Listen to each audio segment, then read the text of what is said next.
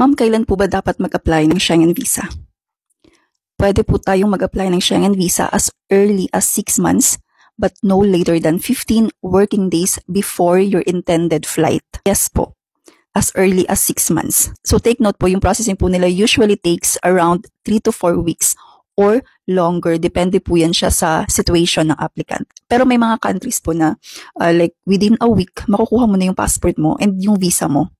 Pero yung iba talaga usually aabot ng 3 to 4 weeks or possible din siyang matagalan pa. So ito po yung advantages kapag mag-apply po tayo ng mas maaga.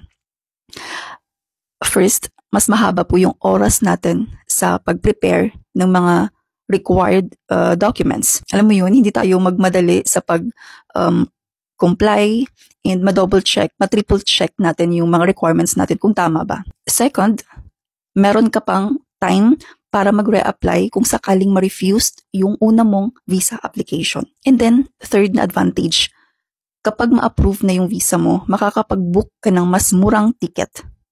Kasi habang papalapit yung flight mo, mas magmamahal yung ticket. Mas safe yung 4 months or 3 months before yung flight na kapag submit ka na ng application para hindi ka gahol sa oras.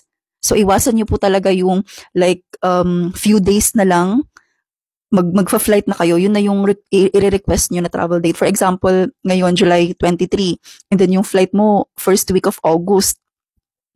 And then magbubook ka pa ng appointment, maghahanda ka pa ng mga requirements. So ang ending niyan, kasi nagmamadali ka na, very rush na, baka may makalimutan kang requirements and baka may mali, hindi mo na ma-double check yung mga information na nakalagay sa application mo. So ang ending, ma-refused ka lang din. So kung meron po kayong plano mag-apply ng visa, mas magandang mag-apply na po kayo ng mas maaga.